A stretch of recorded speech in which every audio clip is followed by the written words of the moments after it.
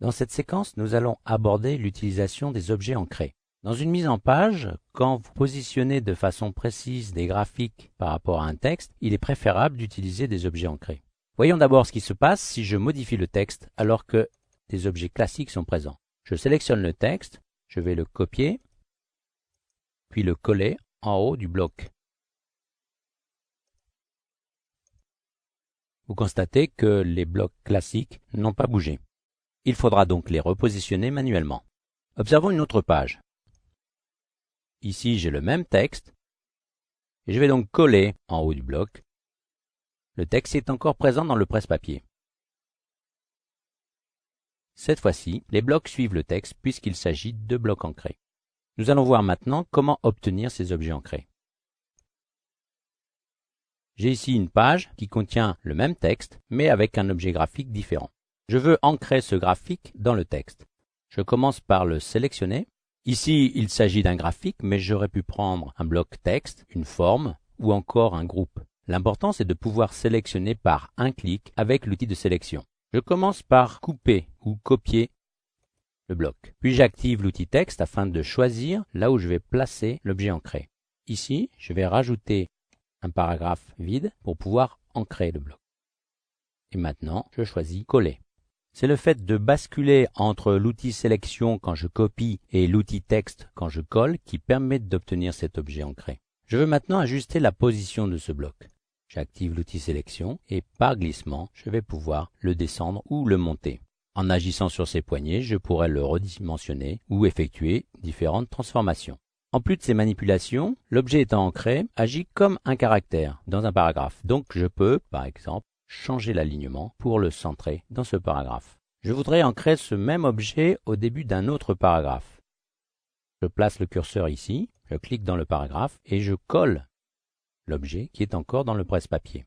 L'objet apparaît comme le premier caractère du paragraphe. Je vais le descendre pour l'aligner avec le paragraphe. Mais ici, par défaut, il n'est pas habillé par le texte. En cliquant sur cette icône de la palette CTRL, je peux définir un habillage. Cet habillage, je pourrais l'ajuster par la palette habillage obtenue par le menu fenêtre. Dans la page précédente, il y avait ici un objet ancré à l'extérieur de la page. Nous allons voir comment l'obtenir. Je place le curseur en début de paragraphe et je colle à nouveau. Pour personnaliser le positionnement de cet objet, je vais le sélectionner et utiliser une commande du menu objet. En effet, dans le menu objet, je trouve objet ancré et options. Cette fenêtre va me permettre de définir la position du bloc. Je vais cocher aperçu et choisir ici l'option personnaliser. Automatiquement, le bloc passe à l'extérieur et je vais pouvoir choisir sa position.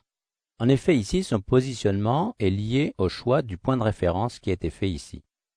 Si je clique sur ce point, le bloc se place autrement par rapport au paragraphe. Je peux aussi décaler horizontalement.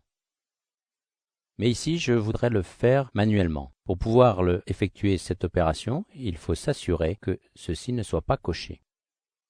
Je clique OK et je vais donc glisser le bloc à la position souhaitée. Vous voyez qu'il apparaît une ligne pointillée qui m'indique où était positionné l'ancrage. En fait, je vois cette ligne parce que j'ai choisi d'afficher les textes liés avec cette commande. Si je le relance, le lien disparaît. Si je zoome, je peux voir le caractère masqué indiquant l'ancrage de l'objet. Nous allons voir une autre façon de personnaliser les objets ancrés à partir d'une page de magazine. Ici, dans cette page, le designer a placé un objet ancré. Il se trouve hors du texte et à la gauche de celui-ci.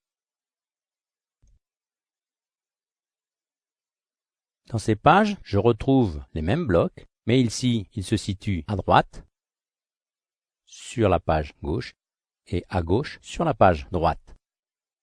Pour obtenir ce résultat, on a réglé dans le menu Objet et les options d'objet ancré la position en cochant ici relative au dos.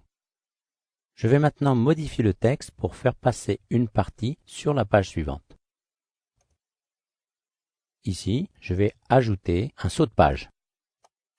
Il s'obtient en tapant commande Entrée ou CTRL Entrée sur un PC. Vous voyez qu'automatiquement, l'objet ancré se positionne sur le côté gauche. Ceci est lié au fait que l'on a choisi l'option relative au dos. Cette séquence vous a donné un aperçu des objets ancrés et vous voyez qu'il est assez facile de les mettre en place et de personnaliser leur positionnement dans une mise en page.